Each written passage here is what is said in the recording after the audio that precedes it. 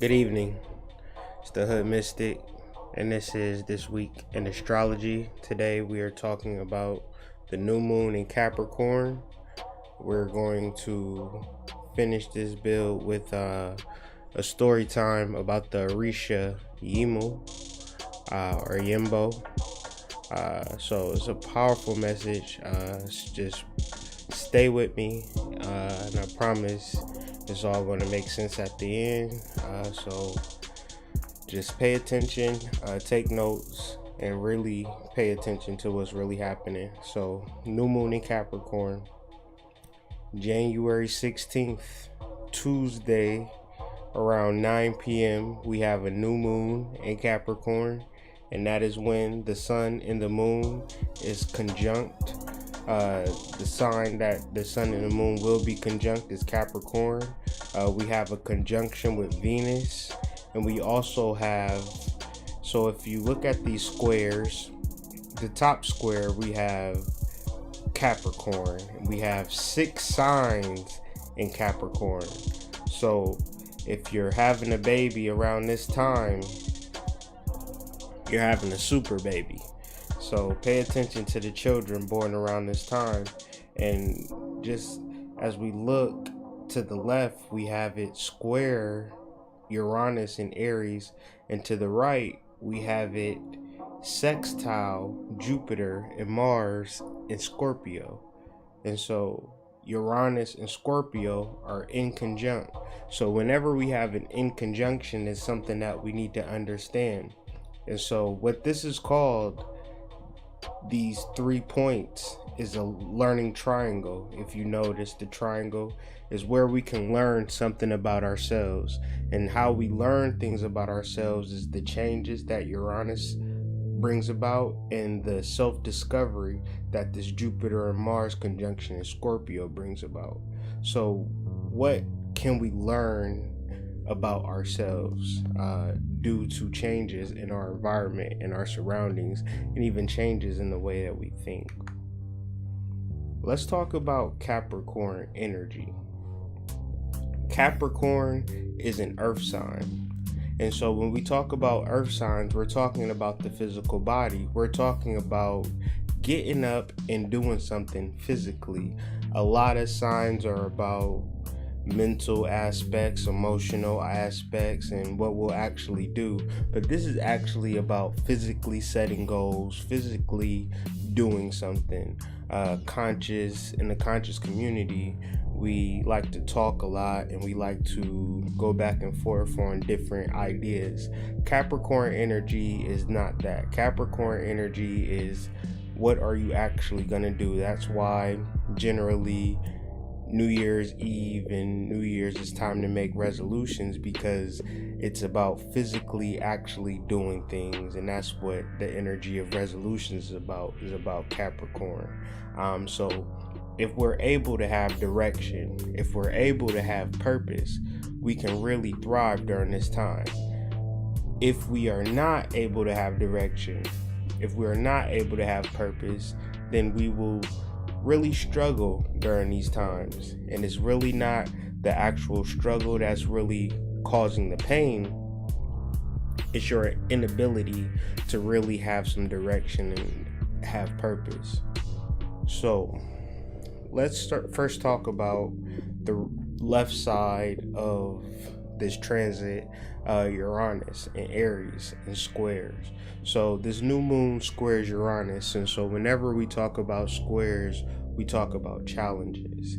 And challenges, referring to Uranus, is challenges into changes.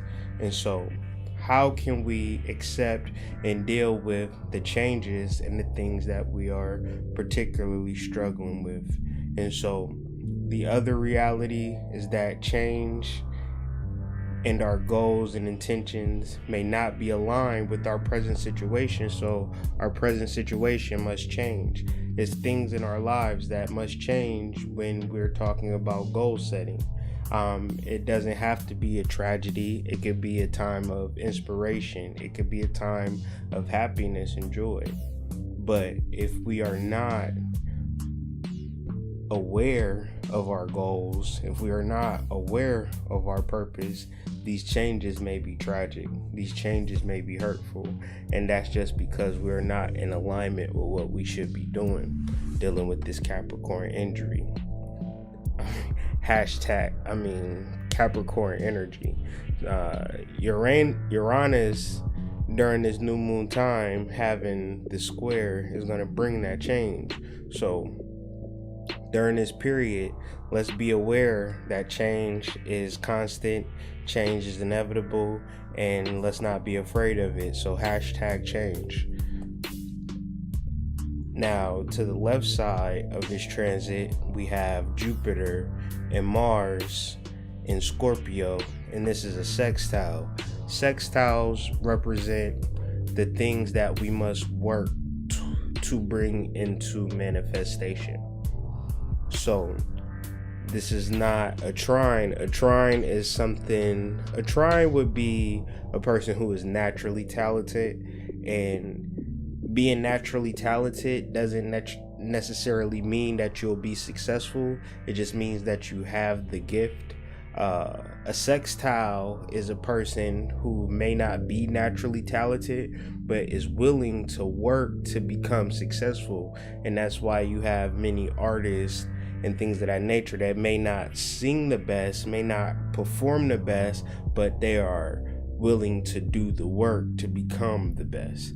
And that's what a sextile is. So we have Jupiter and Mars in Scorpio, and Jupiter and Mars is trying to figure out what is the part of you that wants to fuck it up for you, that wants to ruin whatever thing that you struggle with.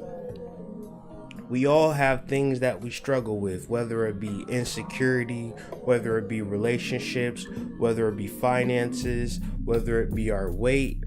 We have things that we struggle with, and then we have the inner saboteur. So throughout our lives, we continue to face the same obstacles, whether it be drug problems and things of that nature. And there's always this little voice saying, well, you can't overcome me because you need me.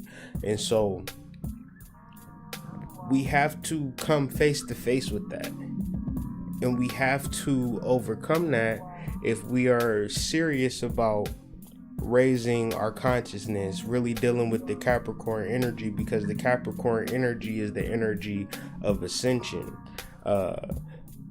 If I'm a backtrack for a second, Capricorn energy is a point in time in our lives throughout the year where we can see where we have grown, and we can also set new intentions for us to reach higher heights. The symbol of Capricorn is the mountain goat, and the mountain goat ascends the levels of the mountains to receive particular sustenance. And so the ancients took that symbol and used it as motivation for us in our endeavors, in our lives, as we ascend through whatever hierarchies that we're striving to, whether it be employment, whether it be losing weight, whether it be finances, whatever. As we gain and we rise and we understand and we overcome those particular obstacles and we defeat that inner saboteur, this is the point in time that we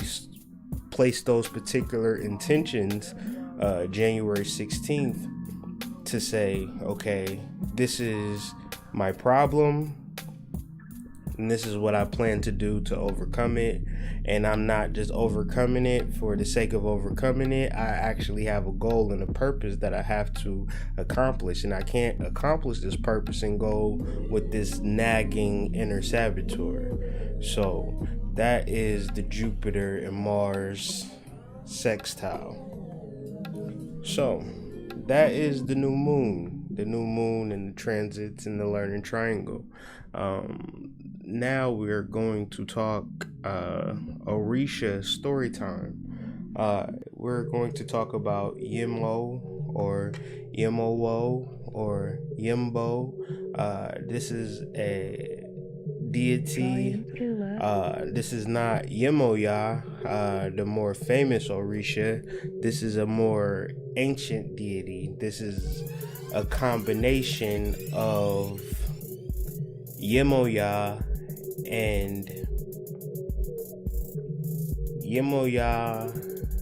and Obatala. And so this is the mother of all Orishas. And when we discuss the mother of all Orishas, we discuss an aspect of our learning that hasn't been really touched on based upon our upbringing in Western society. Certain deities don't apply to us in this culture because of our condition. So when we discuss other Orishas, they may be in other languages or far off, and you have to do your research to really tap into the energy of Yemu. Her number is 16. This new moon falls January 16th. She is a primal deity. In really understanding her, let's have a little story time. So, Yemu is the mother. Yemu is the mother of Ogun, and Obatala would go off on missions and expeditions, and when he was off and away, Ogun would rape his mother. And so this happened for years. He was raping his mother, and then the youngest son put Obatala on to what was happening back at home, and he came and he found it, and he gave curses to all of the Orishas, starting with Ogun. And so Ogun is of service to us for all things that we may need, and this is his burden, this is his curse. So whenever we have troubles, whenever we have obstacles, it's good to call on Ogun, and he will be of service to you, because that is his burden, that is his role in our spiritual journey. And so he gave Ogun that curse, and he also gave Yemu a curse. And the curse that he gave her, he didn't curse her, he cursed all of her children. And this caused her to be in a rage. And from this rage, she was no longer Yemu. She was no longer Yembo. She was now Yemuya. And so when we think of mother energy, we think of nurturing, caring, being there for the family. But this is a Western idea of feminine energy. Feminine energy is the same energy as a hurricane. It is very fierce. It is very destructive. So when we need to really clear some things up about ourselves, it's good to call on this energy of Yemu so we can have clarity. And we cannot be nice with the inner saboteur. We cannot be nice to the things that hold us back. We cannot be nice to the things that hurt us. We have to sometimes be very destructive, and so destructive to bring about that transformation. Sometimes we have to tear down everything. And what this energy offers us also is a spiritual mother, and not a physical mother. A physical mother is just a vessel for which you are to incarnate on this planet. Yemuya represents a spiritual mother, meaning she really understands you. In spirituality, a lot of times we seek guidance from an elder, but sometimes our elders are not knowledgeable with the information that we need. And so this energy is available for us to get that wisdom. And this is not just simple asking, ye shall receive. This is you doing what you need to do. In African culture, the feminine and the masculine is one and the same. It's 50-50. The man is not over the woman is not over the man. We work together. In America, it is not quite that way based upon society and how it's set up. So this energy has been distorted and changed. Yemu brings that fresh, clear perspective of who we are and the energy that we need to tap into for 2018. Let's not forget that this is still a new year and this is still a time for us to really advance spiritually. There's no reason for us to think that the world is about to end. We still have a lot of living to live and a lot of manifestations to manifest. So let's not project this 2018 into a year of fear. Let's project a year of greatness, a year of transformation. And if we have to destroy those old ideas and those old versions of ourselves that no longer bring us happiness and joy, so be it. And that's what basically the message was that I got from just doing the research on this new moon. So if this helped you at all, please share. If it didn't help you at all, please share because it may help someone else. Once again, the site is www.hoodmystic.com. We deal with a lot of psychology, whether it be couple psychology, personal psychology, astrology, magic, mysticism. So check it out. It's always new content, new videos, new discussions, new articles. It's a very cool site. The Facebook page, Hood Mystic Spiritual Advisory, is www.facebook.com/Hood Mystic. Instagram, the Hood Mystic. Email is hoodmystic@gmail.com for any information on readings and any spiritual advisory.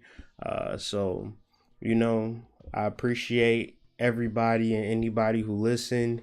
And like I said, please share, please subscribe, please follow, because this spirituality is real and it is only growing. So, once again, I appreciate you. Have a wonderful evening.